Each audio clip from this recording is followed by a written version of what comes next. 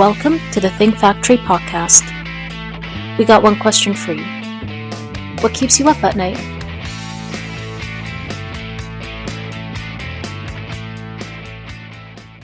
Welcome back to the Think Factory podcast, powered by OGC Solutions. I'm Chris Santomassimo, your host today, and I'm really excited to sit across our podcast studio with Josh Sanders. Josh is the president of Seabreeze Inc., which is here in New Jersey. So welcome to the podcast. Thank you so much, Chris. What I was really excited about is the opportunity to talk to Josh, not only because he's a neighbor just a couple of towns over here in New Jersey, but I've seen the brands that the company owns for years. And little known fact that I didn't know until I was looking up Josh in preparation for the podcast, they make one of my favorite brands as a kid, which is Bosco syrup. So would love to introduce you, Josh, and talk a little bit about the company, and especially the fact that you're a fourth-generation company here in New Jersey. Absolutely. So Seabreeze, like you said, we're your neighbor here, right here in Montville, New Jersey, section called Towacco, and we're 4 generations strong. Started in 1925 by my great-grandfather. And what we do is we make beverages and syrups.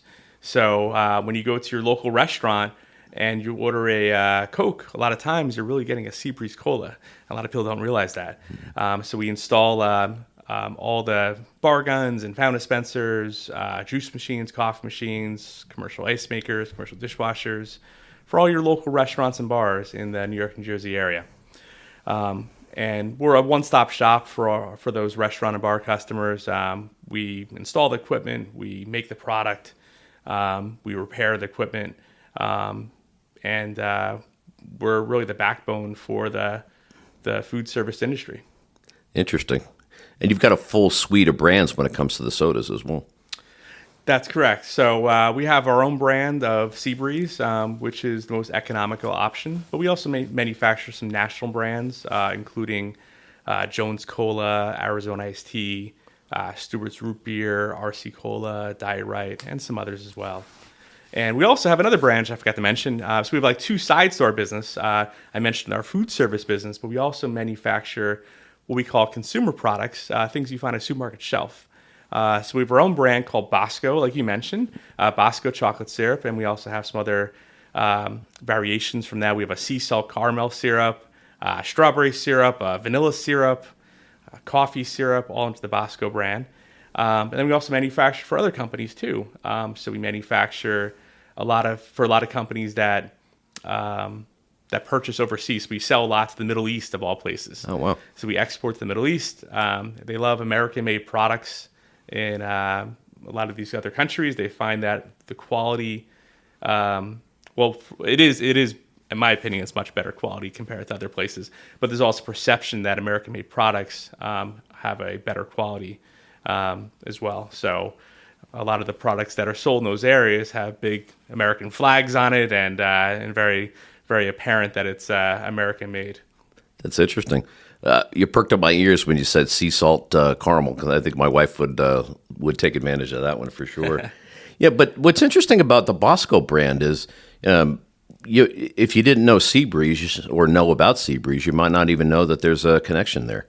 Yeah, we're kind of behind the scenes. We're known in the food service industry, so restaurants, bars, catering halls, clubs usually know of us in the area. But if you're a regular consumer, in the end, you're just getting a glass of product, and you don't necessarily know where that's coming from. So, so we're behind the scenes for sure. Excellent. And I was telling you that it really brought back a lot of memories to hear about Bosco as a kid growing up at the Bronx. Getting an egg cream that we used to call it either the candy store or the stationery store, where you'd have the counter service, which you don't really see anymore. Of course. Just brought back a ton of memories. Awesome. That's great. Yeah.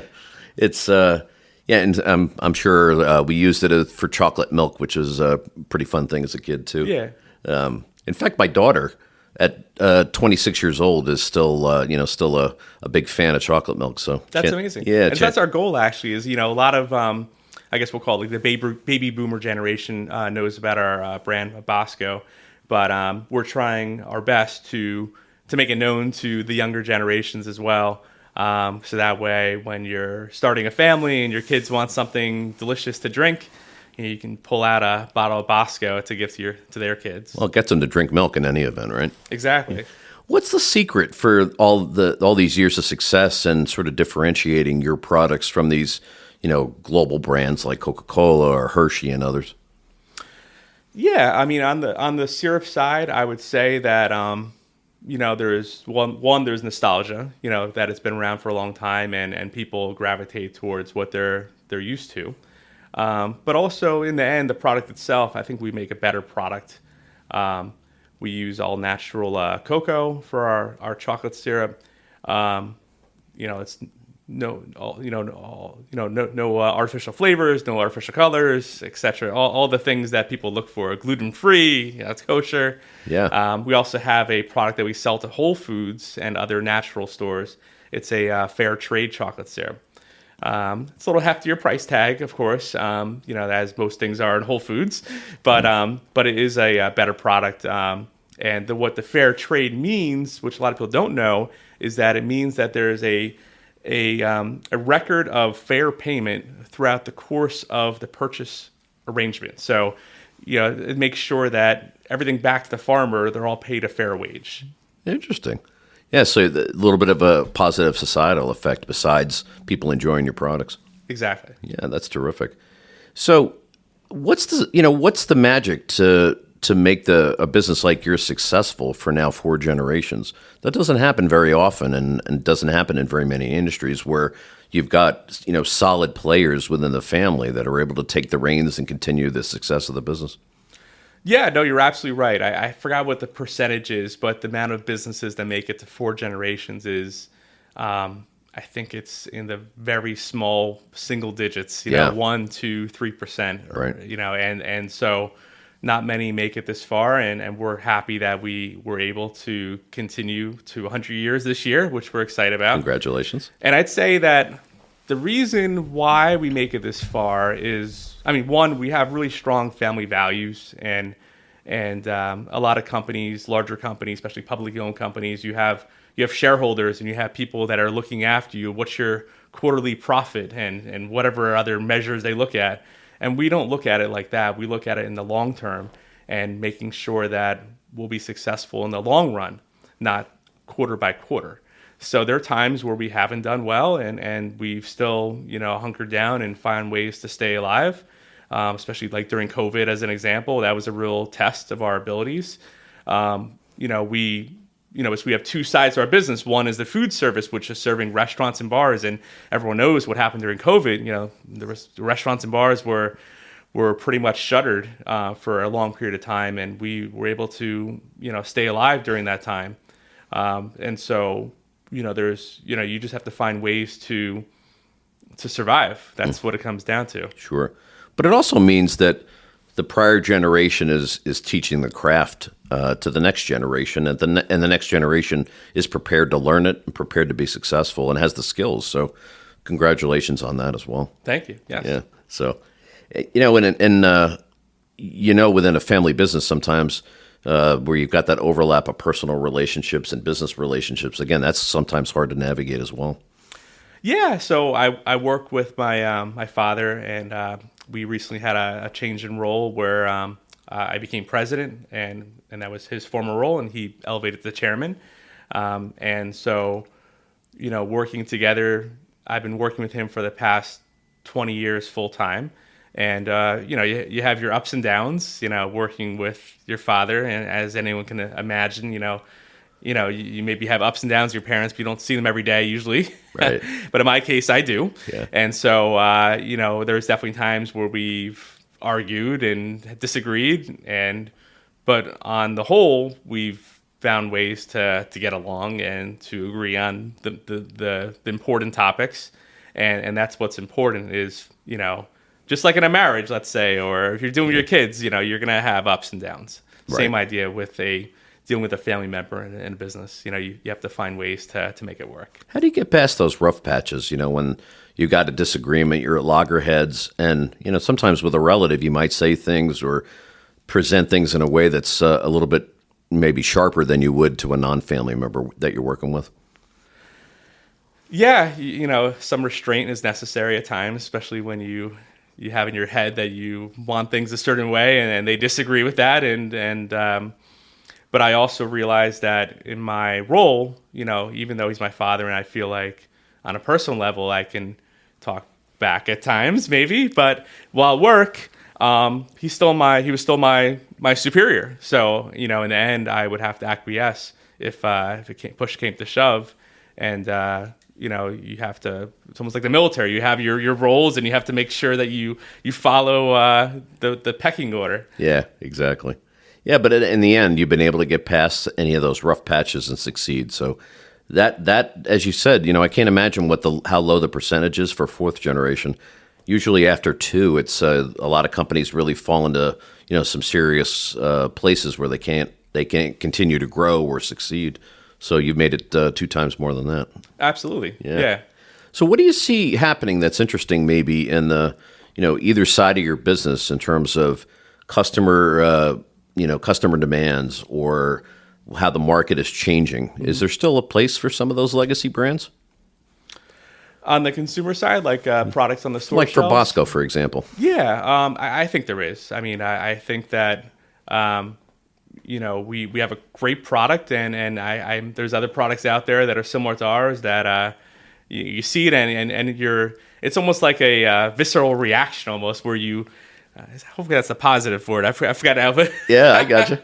But you have a connection with that product, and it just lights people. When we hear from so many people where they say Bosco, and their eyes just light up because it's more than just a product, but it brings back the memories of them sitting when they were 10 years old at their kitchen table with their mother, and it just brings back joy for so many people. And so I think that's one of the best things that I love seeing, at least when talking to some people, and it just brings back such great memories. That's what happened to me. Like I said, I can picture the store.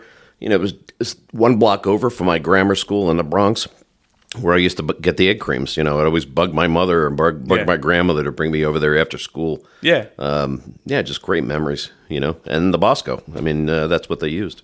Absolutely, pretty cool stuff. And the carbonated beverage side, do you see sort of a movement away from the sugared beverages towards a non-sugar, an artificial sweetener brand? What do you see there in the mix?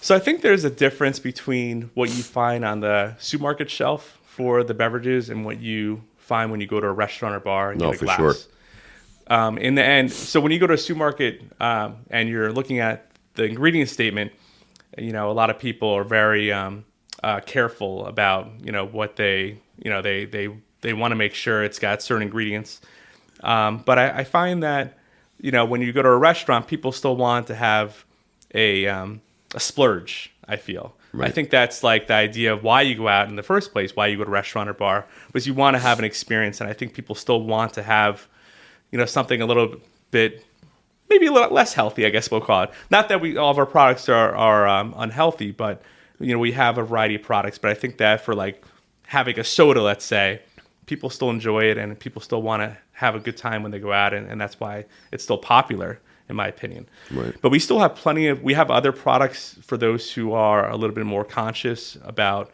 what they want to drink as well. We have some great flavored waters, some awesome iced teas and lemonades that are a little more health conscious. But I have to say, like the sodas are still very popular, and it's still surprising that they are as popular as they are today, which we're happy about. Yeah, if you're someone that goes to a bar, for example, and you order a mixed drink, you're expecting, in many cases, the original flavor, so to speak, not the diet version of it. So exactly. There's always going to be a place there, I think, as well. Yep. Absolutely. Yeah. Absolutely. What else is exciting at Seabreeze and Bosco besides the fact that you're now the president? Well, we're doing an expansion of our building right now, so we're excited for that. We're adding on extra warehouse space, so we're a little tight on space here. Good problem to have, right? Yeah, exactly. And as far as other things, we've expanded our offerings throughout the years beyond beverages. So we're trying to be a little bit more of a one-stop shop for restaurant or bar owners. So we've added on commercial ice makers and commercial dishwashers, so that way looking at other things within their facility that we can be of assistance with that are kind of corollaries to the beverage side of things. Right. So that's been taking off pretty well, and we're finding new customers beyond just restaurants and bars. You get like, firehouses or corporate offices or, manufacturing facilities that need, some of these other items that are very similar. Well, especially in the office environment, post-pandemic, landlords and even tenants are always looking for ways to attract people back to the office. So the kind of offerings that you're talking about might be central to that effort. Absolutely. Yeah, 100%. Yeah, because wouldn't it be nice to have that type of an offering for employees where they can grab a flavored water or grab a drink and maybe hopefully get some nostalgia from the experience, from the products that you have? Exactly. Yeah.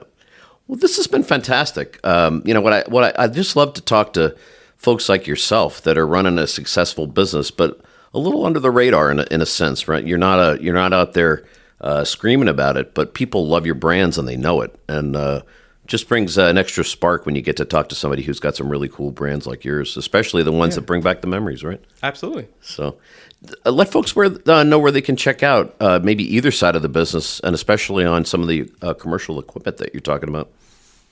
Oh, I'm sorry. Say it one more time. Where can folks find more information about Seabreeze?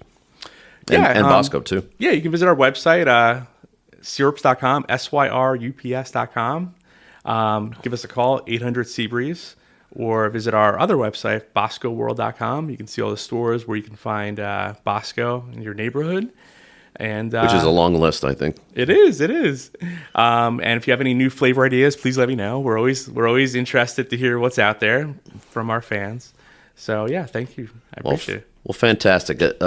Again, it was a pleasure, and I love to hear about folks that are in our market that are actually doing manufacturing locally. So congratulations on all your success, your new position, and I hope you have continued success as you continue through the fourth generation. Thank you, Chris. Well, just to sum up for today, this has been Chris Santamassimo with the Think Factory podcast, sitting with a really interesting Josh Sanders, who's the president of Seabreeze and Bosco. So thanks for joining the podcast, and we'll see you next time.